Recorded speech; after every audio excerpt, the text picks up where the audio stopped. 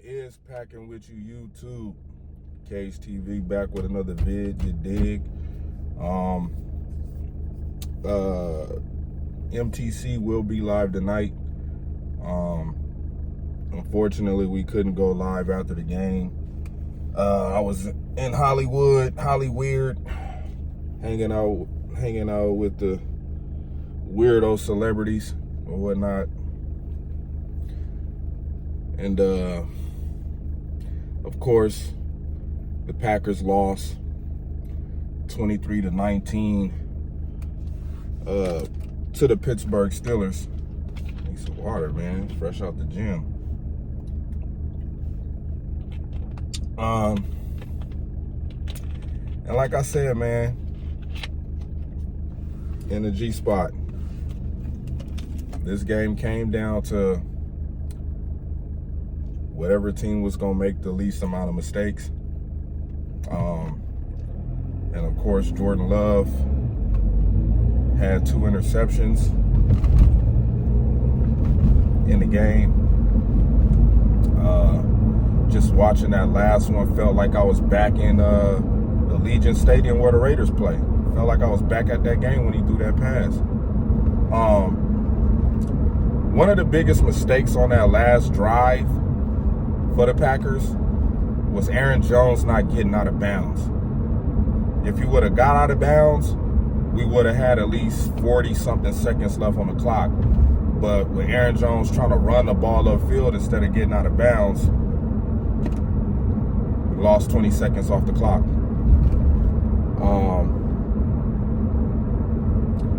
The lateral play fumble for a touchdown that the Packers got, it's just hard to watch football when these referees just keep constantly making mistakes. Just keep constantly making mistakes.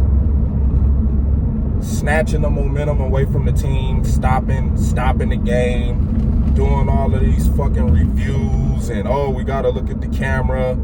You know, and everybody see it as plain as day what happened, but they gotta keep looking and looking and looking and looking and looking and looking, and then everybody see what's happening and what's transpired.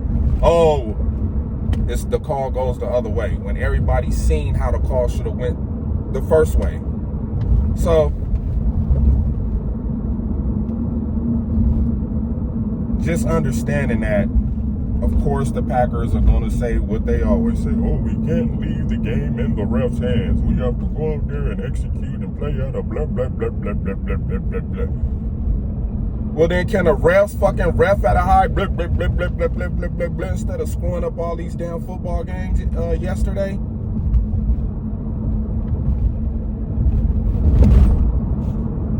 Jesus Christ, man. But anywho, again, plagued by penalties, plagued by mistakes, plagued by not executing well.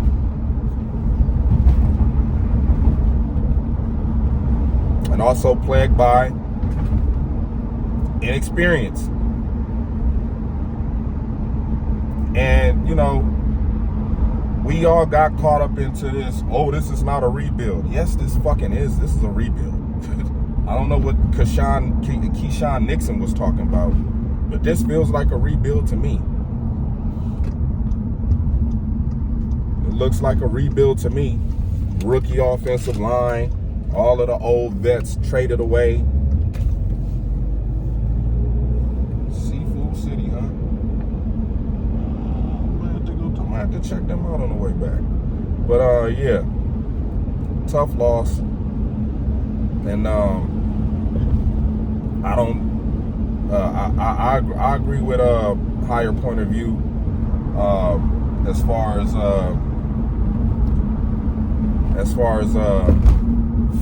firing the coaches. Who we gonna get?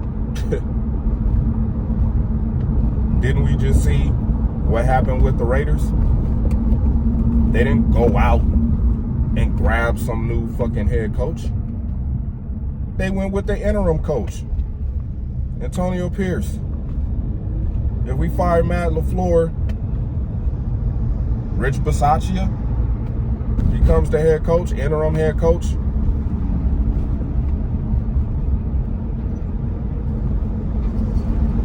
Now, Joe Barry being fired, I'm all for that. But these last few games, besides the Minnesota game and the Pittsburgh game, and we can say that the offense kind of contributed to the Steelers getting another opportunity to score points. So the offense kind of contributed to the Steelers getting in good field position and scoring points, man. Man, all these people out here. But as far as like firing somebody after having or going through, a rough season last year, and now we see ourselves going through those same similar growing pains.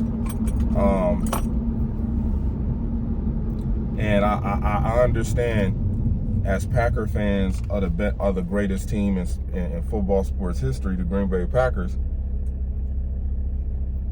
Yeah, this is not a feeling that we are used to. Especially if you're a new fan. Especially if you just started fucking with the Green Bay Packers. You know what I'm saying? Late 2000s, or early 2010s. You just became a Packer fan, and now this is your first time seeing this team go through this ordeal, or go through this journey that they are on as finding themselves as a team.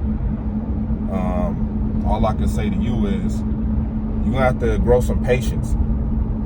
You have to be very, very patient with this team. And I know a lot of Packer fans don't want to hear that. Oh, it's week 9 and it's week 10. Well, we still gotta be. Yes, we still have to be patient, because you playing against a different opponent every week. I could see if the Green Bay Packers was going out there playing the Chicago Bears every fucking week, then you will see these guys get progressively better. But when they going out there playing against, y'all gotta understand, a lot of these first year dudes, this is their first time even, traveling to play different teams on the road. Like, they gotta learn how to play these games. Like, this is Jordan Love's first tour. His first tour. First time on tour as a Packers quarterback. Playing against the division. Playing against opponents that's not in the division. You know what I'm saying? These teams are good. It's the NFL, guys. All these teams have talent on them. We just can't sit up here and think we got the best guys in football, because we don't. We don't. So we have to stop sitting up here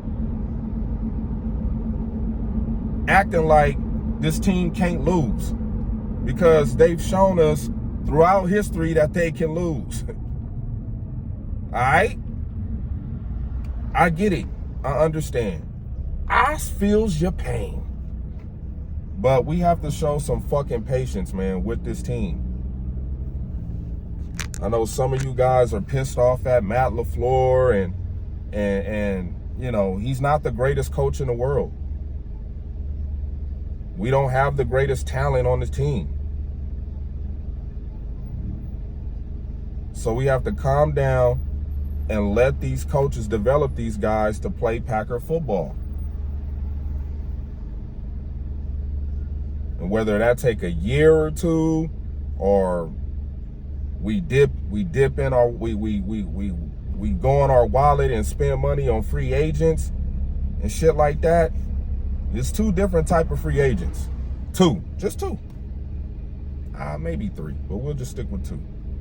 You have the free agent that wants to get paid, whoever's offering the most money, or you have the free agent that's trying to win now, win a Super Bowl. He on the back 9 of his prime in his career. He want to get a Super Bowl. He want to win. Those are the free agents that's gonna go to the Chiefs, gonna go to the Buffalo Bills, that's gonna go play with the Ravens just based off the talent that they see, or the quarterback that's playing. You know what I'm saying? You have those two different type of free agents, man. And the only free agents I see coming to Green Bay is the ones that's going to want some goddamn money to come play with Jordan Love, a quarterback in his second year, going into his second year as a starter. If it was Aaron Rodgers still here, then yeah, you'll see the ancillary players like the Zadarius Smiths, the Adrian Amoses, the guys that's on the back nine of their career that want to go out and play with a historically great quarterback, or a quarterback that's in his prime like a Josh Allen, or a Patrick Mahomes, or a Lamar Buckwheat Jackson. You know what I'm saying? So let's not, you know what I mean, stick our necks out there thinking that this team is going to just grab all of the talent in free agency and think that the Green Bay Packers is supposed to make, why we didn't get that guy? Maybe that guy didn't want to fucking come to the team. Maybe his agent told the Green Bay Packers he's not interested in playing for the Green Bay Packers. We have to be smart about how we think how these organizations are ran, man. We just can't go out there and get everybody. It sounds nice. I would love for us to get all of the good people, but it got to make sense to the person that wants to come to the team. If it don't make sense, he not coming. That's just what it is. So all this, we got to get that guy, we got to fire this coach. No, we got to develop these young players that we drafted, man. We drafted these guys. We got to make it work. Goot and them felt that these guys were the best talent that they wanted to pay. Then we got to let these coaches and these players, we got to let the coaches do their job, and we got to let the players develop, man. Now, this whole thing with Christian Watson and his dad going at these Packer fans online for the crazy shit that they be saying on, like, yo,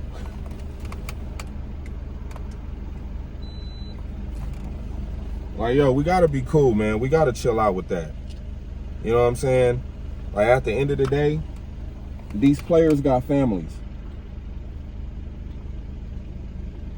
and they want to see they want to see they kids perform well, man.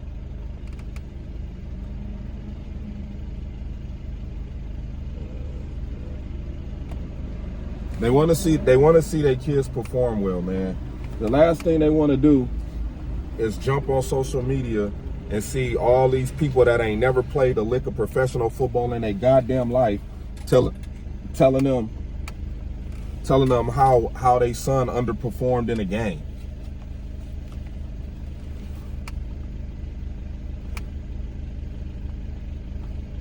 Now I get it.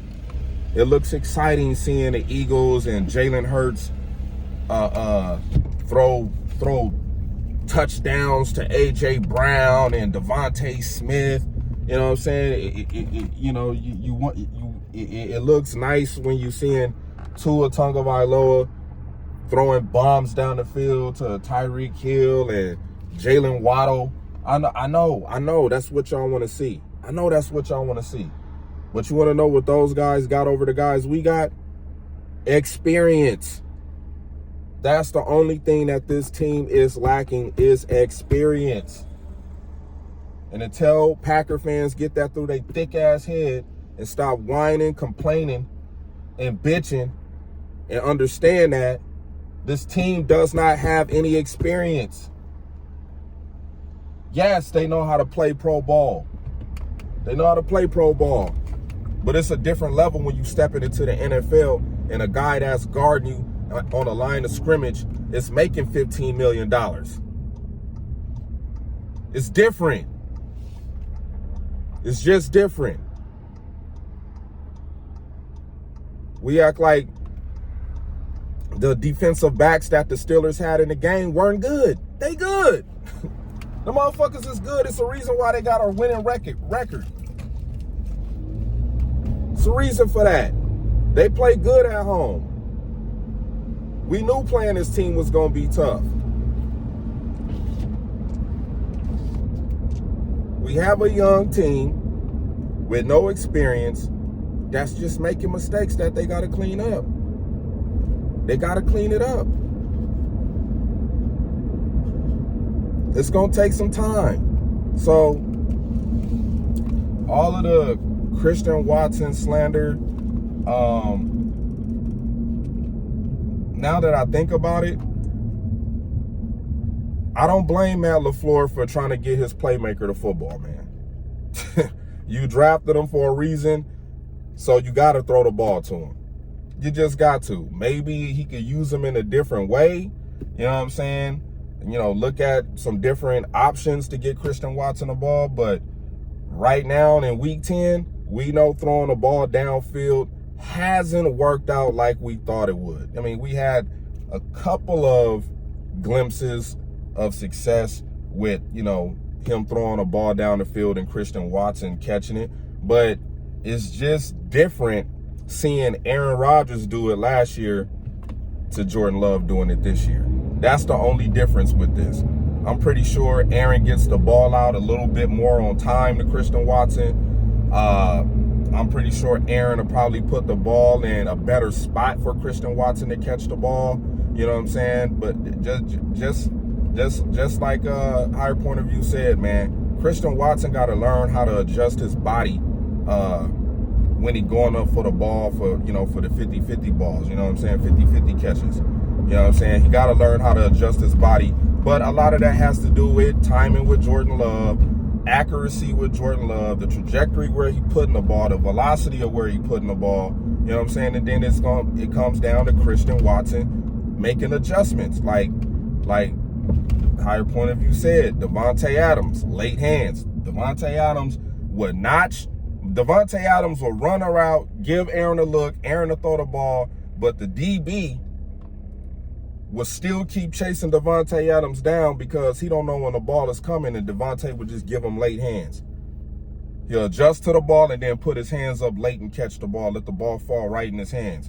And that was one of the things I said when we signed Christian Watson. Like, give him the Davante Adams tapes. Let him watch the Davante Adams tapes.